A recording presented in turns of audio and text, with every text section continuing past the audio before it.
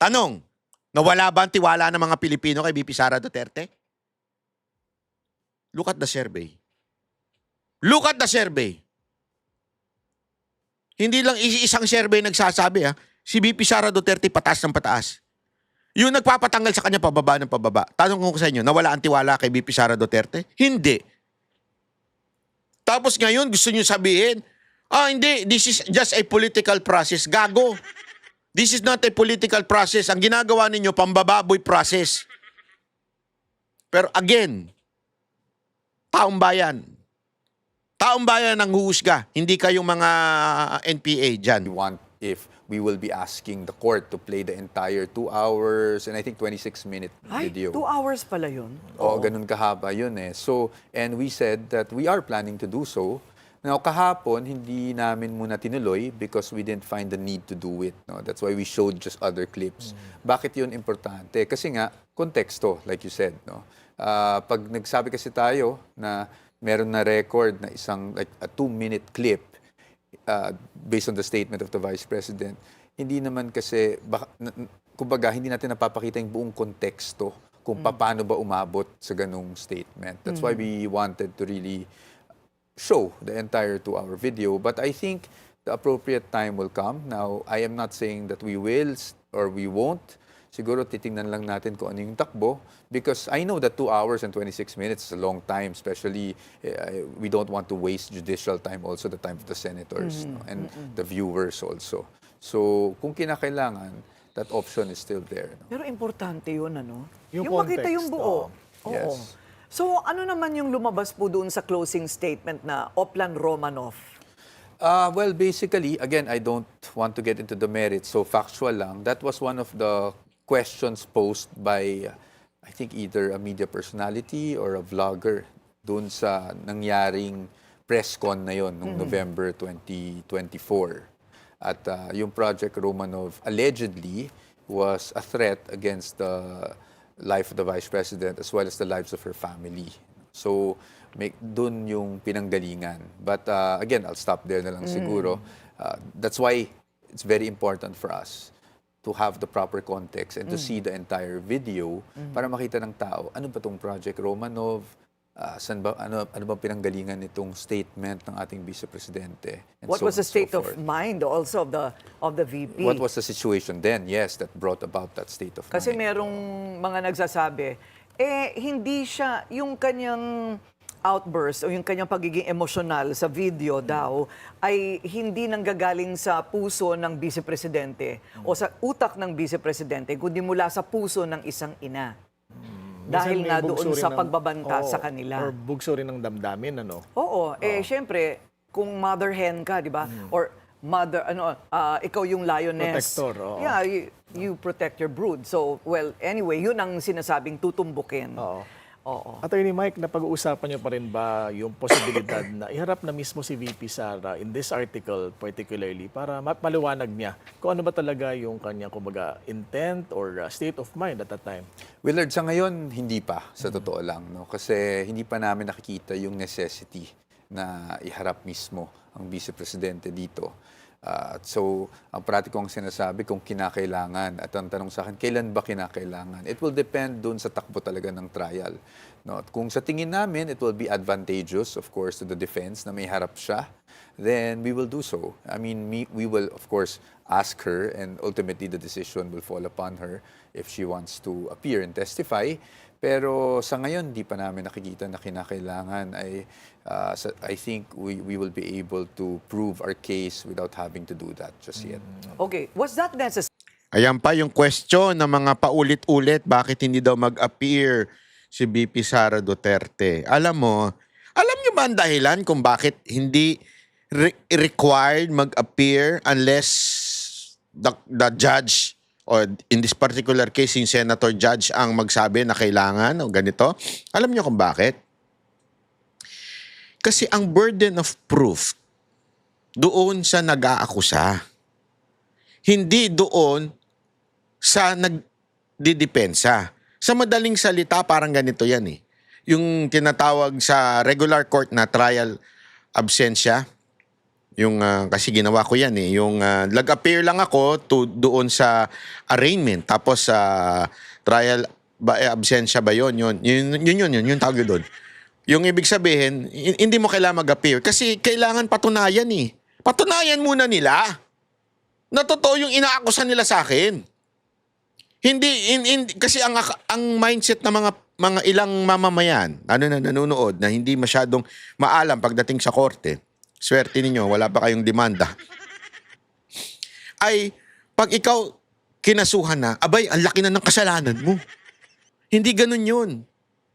Kasi yung kaso, pwedeng magkaso kahit sino eh. Halimbawa lang, trip ko, may artista akong trip. Di ba? Halimbawa lang, may artista akong gustong-gusto. Obsessed na obsessed ako. Kasuhan ko siya na ginahasa niya ako. Pwede ba yun? Oo, pwede yun. Pero sandali, ikaw nag-aakusa eh. Ikaw magpatunay.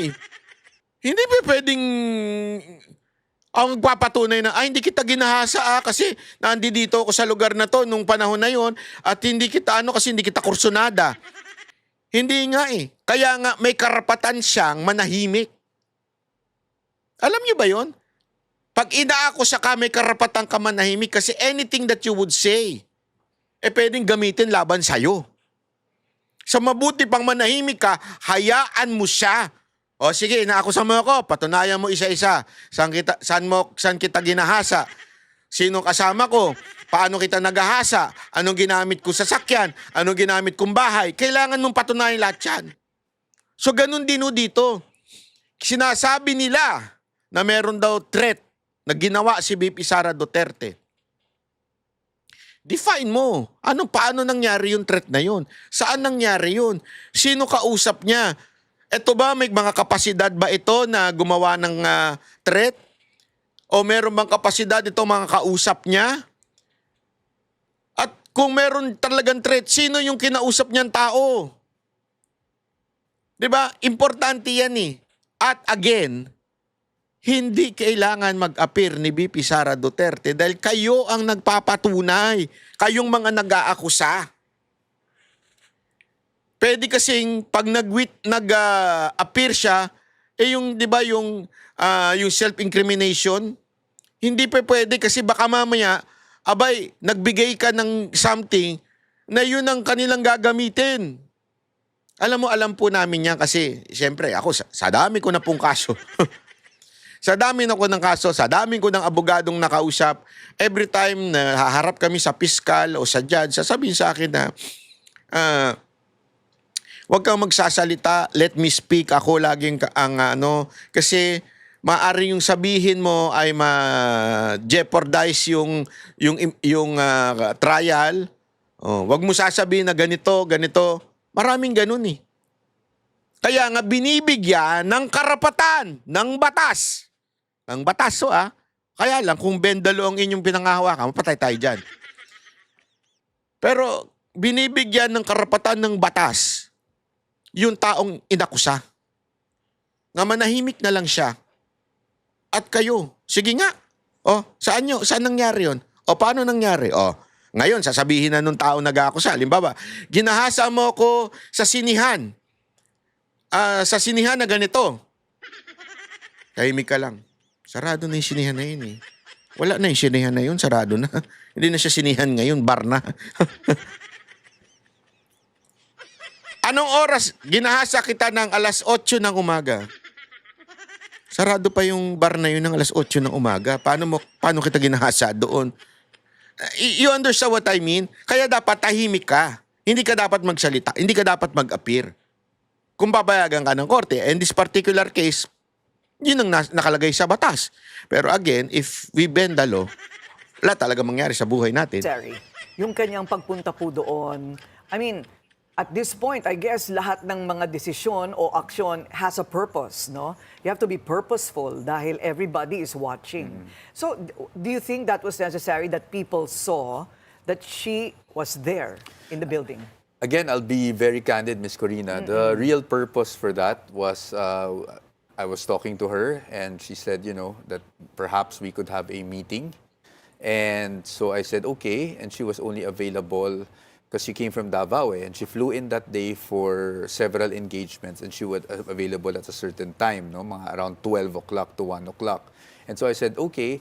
And then she said, where will you be? And I said, well, usually the defense team is already in the holding room, no, sa Senate. Kasi 2 p.m. yung trial eh. And nag-meeting pa rin kami doon for whatever will happen that day. So sabi niya, sige, puntahan ko na lang kayo.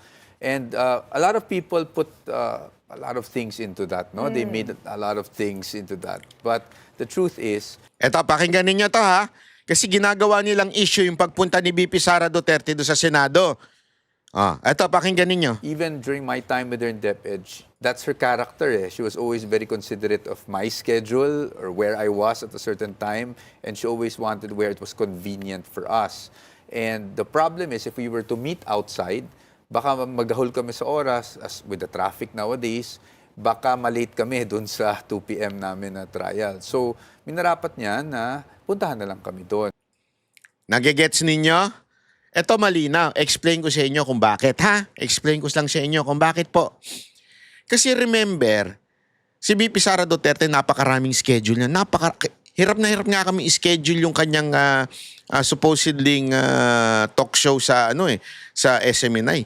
Dahil sa dami niyang pinagbibigyan. At nung nag-uusap kami, nung nagla-lunch kami nung time na yun before kami mag-taping, sabi nga niya, gusto niya talagang gawin yung interview. Hindi naman interview, yung talk show na yun para mailabas niya yung kanyang mga plano sa loobin. Kaya lang kasi sabi niya, mas priority niya kasi yung mga tao na makausap at ang dami niya ng invite, patong-patong na yung schedule niya. Sa pagkakataon nito, meron lang siyang bakanting maliit na schedule. Sabihin, maliit na butas para magkaroon ng meeting with her lawyers. Imagine niyo, yung lahat ng lawyer na yon lalabas pa ng Senado at pupunta pa sa, halimbawa, sa Manila Hotel. Kasi yung pinakamalapit na hotel Manila Hotel nga ba? Wala na yung Sofitel Hindi pala. Halimbawa lang, mag-meet sila sa MOA para makalabas lahat ng lawyer at staff ng lawyer from the Senate. Napaka time consuming. Remember, hindi naman po yan nakahagad Yung mga police escort, wala naman po yan. Tapos, mabilis lang yung time na yon na vacant ni VP Sara Duterte at mabilis din yung time na magsisimula ng impeachment. Sino ang mas madaling pumunta? Yung mga lawyer kay VP Sara Duterte, lahat ng lawyers niya? O siya, na meron naman siyang hagad dahil nasa ating batas na maaaring gumamit ng hagad ng VP. At siya, na mas mabilis makakapasok doon. Bakit? May mga security siya. At siya, na iisang tao na pupunta lang doon. Nandun na lahat yun At pag na-late, mas madali mag-a-adjust yung schedule niya kaysa doon sa schedule ng impeachment. Baka sabihin pa nila, bakit late kayo? May trial So, yun ang dahilan kung bakit si VP Sara Duterte ang pumunta sa Senado. Hindi for any optics na tulad na ginagawang pagpapakulay ng mga propagandista na mga terorista. Hindi. Ang dahilan talaga, si VP Sara, sabi nga ni Atty. Poa, kahit pa nung DepEd Secretary, ang nag-a-adjust sa schedule namin ay siya. Hindi kasi sanay yung mga yan yung mga pa-VIP, hindi sanay na nag-a-adjust. Kailangan ikaw mag-adjust sa schedule nila. Si VP Sara Duterte, siya ang nag-a-adjust. Gusto niyo ng patunay? Gusto niyo ng patunay? Eto, lakas nga ng loob ko Huwag niyo sasabihin na kinuwento ko sa inyo to kasi insider to Meron kaming, di ba yung taping, yung last taping namin? Meron kasi akong alis, may biyahe ako nun. May biyahe ako nun time na yon. Halimbawa, yung biyahe ko, Friday. Ang schedule bigla, kasi available si VP Sara Duterte Friday lang. Friday. Sinabi ko doon sa boss namin, yung boss ng stasyon namin, boss, pasensya na po, naka-schedule na po ako kasi hindi ko na mababawi. Sayang yung ticket ko. Lagi pa naman, alam mo naman ang ticket ko, si Banat Bay, maarte. Ayaw niya ng economy. So yung ticket ko medyo mahal-mahal, di ba? So sabi ko, pasensya na boss ha. Kaya naman ni Boss Dada. Kayang-kaya ni Boss Dada yan. May tiwala ko dyan. Napakagaling yan. Siya na lang, doon sa second, interview eh. Sa second, sabi ko siya na lang po muna kay BP Sara Duterte. So, okay, sige. Tapos kinausap ng boss namin yung sila sa kampo nila BP Sara Duterte. Hindi ko na lang sasabihin kung sino nagsabi. Pero sabi nila, gusto daw ni BP na nandun din ako. So, siya na lang daw ang mag-a-adjust ng schedule. Ginawang Thursday yung recording, yung video, yung interview. Alam mo, gusto kong matunaw sa upuan ko nun. Sabi ko, shit. Hindi kasi alam mo yon, ayoko maramdaman niya na nag-inarte ako. Na hindi ako pwede na Friday. Kaya lang kasi, hindi naman ako mayaman. So, kailangan kung, hindi, hirap naman i-cancel. Kakanceling ko yung hotel, kakanceling ko yung bayad na lahat yun, di ba? Siya na lang daw Sabi ko, alam mo dito ko napatunayan sinabi ni Atty. Poe. Since kaya naman niyang i-move yung schedule niya, siya na lang ang nag-giveaway. Hindi pa VIP. Kung VIP yun, sino ba yung Banat Bay na yan? Nakapal ang mukha niya na. Ako mag-a-adjust sa schedule niya? Ganun na eh. Hindi, si BP Sara Duterte siya mismo nag-adjust. Kaya nga nung second taping na namin, ako na mismo nag-sorry, pasensya na po, Madam President. Pasensya na po talaga kasi naka-schedule na po yun eh. Hindi ko na mabawi, maraming maaayos doon sa Hindi, sabi niya, walang problema. Walang problema. Alam mo, doon ko napatunayan. Again hindi dahil importante ko. Hindi yun hindi yun. Don't get me wrong. Hindi dahil importante ko. Kasi siyempre gusto niya yung flow nung katulad nung last time. Kasi marami daw sa mga kaibigan niya ang natuwa doon sa last time. Maraming nagsabi na maganda yung usapan last time. So gusto niya same format. Again hindi dahil sa akin. Eto'y dahil yung tao na si BP Sara Duterte is humble enough to change the schedule. And he is hindi humble enough. Anong tawag doon? Hindi siya pa VIP na pa-importante. Alam mo, ugali yan ng mga Duterte. Hindi lang namin nakita yan kay BP Sara Duterte. Even time, naranasan ko rin yan, panahon ni PRRD.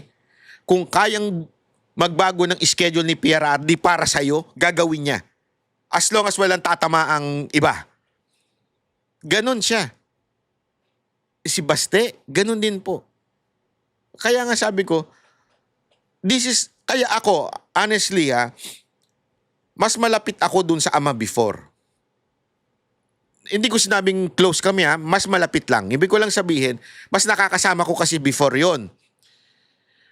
Pero mas humamanga nga pa ako ngayon. Alam nyo kung bakit? Dahil nakita ko yung karakter nung tatay na ipasa sa anak. Hindi pa VIP, hindi pa, alam mo yun, politiko ko. Ako masusunod. Ako ang hindi ganun. Napaka-humble na mga tao. Yun ang dahilan. Kaya nga sabi nito, yung sinabi ni Atty. Poe ito, na napanood ko kahapon lang, sabi ko, ganito talaga si BP Sara Duterte. Siya ang mag-a-adjust kung kinakailangan at kung kaya naman, siya ang mag-a-adjust. Yun lang, gusto ko lang sabihin. Aba, animal ka. There was no other intention other than to really have a meeting with us. No, it wasn't Yun. a strategic move on the team's part. In fact, we confirmed the meeting, I think, if not the night before, nung umaga lang. No? So So, it kumbaga was parang impromptu press con ang nangyari. Si Attorney Poe, Actually, ako po yung nagsalita. In fact, she told me na kaagad, no, in fairness to the media, please tell them, out of consideration rather for the media, please tell them that I will not be attending the trial because she didn't want the media to expect, no, or mga kababayan natin to expect. So please explain why I'm there. That's why nag-press con muna ako bago siya dumating, nagmamadali ako. Ang galing, ano? Kita nyo dito? Sinabi niya na kagad kay Atty. Po, pupunta ako dyan, pero sabihin nyo na sa tao na hindi ako pupunta doon sa impeachment trial. Baka kasi mag-expect. Alam mo kung gago si BP Sara Duterte at gumigimik lang, yung for optic sake lang, alam mo, sabi niya, sige, hayaan mo sila ma-excite. Tapos biglang hindi ako pupunta. 'Di ba? Ganun eh. Kaya hindi sinabi niya, pupunta ako dyan, pero sabihan nyo na kagad ang tao na hindi ako a-attend na impeachment. Magmi-meeting lang tayo. Kung pumunta doon para maka-press con, bago siya dumating, para ma-explain ka agad yung context din ng pagpunta niya. Kayo ba yung tinuturo ni VP nung sinabi niya na pinayuhan siya na mag-entertain ng questions mula sa media? Oo. Kung may paliwanag din lang po. Ako yun. No, because it's very, the rules are very strict. No? In terms, Rule 18 of the Senate impeachment rules provides that the senator judges, the parties and their counsels, which kami yun, and parties meaning the vice president, no, cannot discuss the merits of the case publicly. Kumbaga, ito yung katumbas ng sub judice rules sa regular courts. No? So, we're very mindful of that rule, and that's why kahit ako sa mga interviews and sa mga press con, medyo pigil din talaga ako, no? Because I have to be very mindful, baka ma-contempt kami because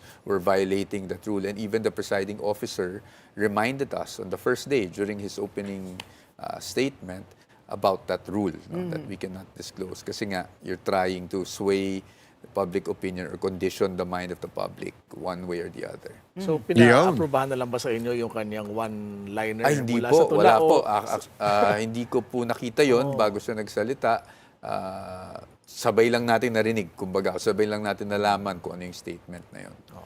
Bakit ka namamangha ka dun sa one-liner, ano? Oo, Yan very, very, very, very clear. Ladies and gentlemen, people in the house, yung gumagawa ng eksena at kwento na kesyo si BP Sara Duterte daw ay nag-iinarte. Katarantaduhan po yun, hindi po totoo yun. So, at hindi rin po totoo yun na gumigimik lang na kaya pupunta doon para takutin, hindi. Nagkataon lang kasi, una, doon na nagkakasama-sama. Tandaan ninyo these are different law firms. Yung nag-handle ng impeachment niya, magkakaiba yan. May kanya, eto mga to, hindi lang naman yan ang hawak nilang cases. Kasi law firm yung mga yan eh. Hindi naman po yan yung mga katulad ni Jesus Palsis na walang case. Hindi yan yung mga ganong klaseng tao. Ay, hindi na pala siya abogado ngayon. Suspended nga pala yung animal na yun. Suspended siya, di ba? Oo, tama, suspended. Oh, di ba? Hindi yan yung mga ganung tao. Ito yung mga bisin tao. So, para magkasama-sama yung mga abogado, nangyari yun sa impeachment. So, VP Sara Duterte took that for her advantage na doon na, imimit ko na kayo dyan. Hindi dahil sa kahit anumang optics o theory ng mga gagong mga political propagandista ng mga kaliwa. Hindi. Kasi yan ang pinapalabas nila eh. O pumunta naman pala. Aba, di pa umaten. Pumunta naman pala. Gimmick yan para takutin yung mga senador? Mga ulul eh. Tanga-tanga talaga eh. diplomatic siyempre, galing sa tulang Invictus. Oo, hindi ba? Yan, naging issue pa yan. Kesyo ginagaya daw. Tanga pala talaga kayo, no? May mga quotation talaga na ginagamit mo at nire-refine mo according to doon sa sitwasyon na yun. Di ba? Kaya nga minsan nagko-quote ng scripture. Kasi yun ang kanyang guidance sa kanyang puso, yung scripture. Ngayon, nag-quote siya ng quotation ng isa. Ako, halimbawa ako, lagi kong guidance ko ito. Lagi ko sinasabi sa inyo to, pero hindi ko na alam kung sino original nito. Sabi nila si John F. Kennedy daw eh. Kasi ito rin yung sinabi nung aming dating pastor. Ano sabi niya? Yung think not what your country can do for you. Think what you can do for your country. Sino ba nagsabi nun? Hindi ko alam kung sino nagsabi nun eh. Pero may iba nagsabi nun. Pero lagi ko rin iniisip yun kasi yun ang guiding lines ko sa akin eh. Bakit? Kasi sabi nung pastor namin, ganun din pagdating sa opisina o trabaho ninyo. Think not what your office or your company can do for you, but think what you can do for your company. Ang ganda, di ba? The same thing, apply mo rin yan sa teammate mo. O halimbawa, sa Banateros. Think not what Banateros can do for you, but think what you can do for your Banateros. O. Ganon din yan sa pagdating sa pamilya mo. Think not what you can do for what your family can do for you, but think what you can do for your family. Oh, ganun din niya sa jowa. Oh, eto matindi pag sa jowa. Puti na lang, single ako. Single lady. Di ba? Think not what you can, what your girlfriend can do for you, but think what you can do for your girlfriend. Oh, di ba? Ba't boo? Hindi pwede. Hindi pwede. Hindi ka sumang-ayon, animal ka. Totoo, di ba? Isipin mo kung ano yung magagawa mo para doon sa partner mo. Kung ano matutulong mo. Kung ano mabibigay mo. Hindi yung ano mabibigay niya sa'yo. So ano ibig ko sabihin? Yun ang aking ang motto sa buhay.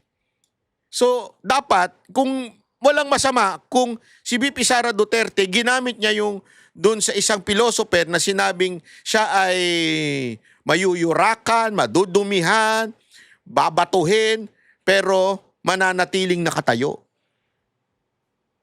No. Yeah. Minsan nga, meron tayong kasabihan yung, two-step backward, one step backward, two step forward. May pag ganun tayo, di ba? Yun ang ating guide eh. Eh yung iba, minasama pa yan. Magsasalita na lang sa press con. Mag-plagiarism pa. Ulul, tanga bala kayo eh. Plagiarism. Ginamit lang niya yun para maging guide niya sa buhay niya. Kaya nyo kong duguan, kaya nyo kong banatan, madadapa ako pero babangon ako at lalaban. Mananatiling nakatayo. Oh, yun ang ibig sabihin nun. Hindi ka tulad ng mga makakaliwang animal dyan. So, ngayon alam na natin, hindi ba kung saan ang galing yung parang siguro damdamin ni VP, no? The question now is, can she convince the senator judges where she was coming from? Okay, so 3 days for one witness, o sabihin natin 2 days. Ang dami pang witness, sir. Aabot ba yung sinasabi yung numero ng, yung bilang po ng mga araw na naka... Well, Ms. Corina, it's up to the prosecution, no? Kasi sila yung magprepresenta muna. Kami naman, nakadepende kami kung, depende sa naging presentasyon nila, kung ilang witness ang kakailangan namin to rebut, no? If there is even a need to rebut. But yung witness usually, isang araw lang per witness. Meaning, dapat sa isang araw, matapos ang direct examination and cross-examination. Ideally. But yung nangyari kasi nung Tuesday, medyo humaba, no?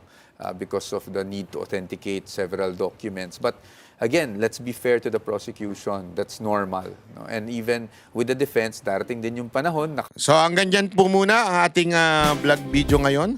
Anyway, ladies and gentlemen, bantayan natin itong impeachment trial kasi napaka-importante nito, ladies and gentlemen. Dito tayo babubusog. Dito tayo kikita ng pera. Dito tayo may iaahon sa hirap. Dito mawawala ang flood control. Itong ikakaunlad ng bayan ng impeachment ni VP Sara Duterte. Kaya dito tayo mag-focus. Ha? Yan ang sinasabi ng putang inang gobyerno to. Focus tayo kay VP Sara, impeachment niya. Kesa solusyonan natin ang kahirapan, kesa solusyonan natin ang baha, kesa solusyonan natin ang problema ng criminality sa Pilipinas, dito tayo sa impeachment mag-concentrate. Okay? Maraming salamat po. Ako po si Banat Bay. Pasensya na po sa mga mura. I'm trying my best, but my best is not good enough. I'm sorry. Thank you very much po. God bless everyone. Magkita-kita po ulit tayo. Kami ang boses ng masa, hindi natatakot. Katotohanan lang, di kami nalulunod. Walang bahid ng sismis, lahat ay totoo. Kahit sino ka pa, pag mali ka babanatan ka. Walang pinipili kulay, wala kaming kinikilingan. Basta para sa bayan, kami lalaban.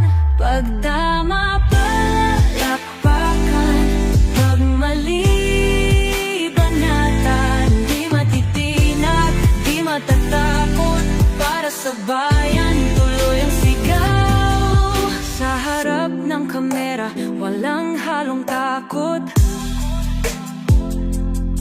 Mga baluktot, lahat kayo'y tutumba. Ang hustisya at totoo, yun lang ang mahalaga. Kahit sinong harang, di kami matitinag. Walang pinipiling kulay, wala kaming kinikilingan. Basta para sa bayan, kami lalaban. Pag tama palakpakan, pag mali banatan. Di matitinag, di matatakot. Para sa bayan, tuloy ang sigaw.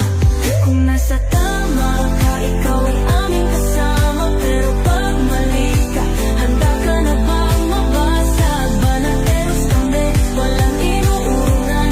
Dahil bayan muna, bago ang sarili.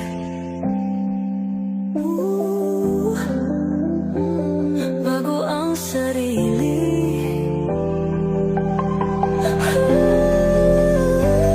Pag tama palakpakan, pag mali banatan. Banateros ang sigaw, katotohanan ang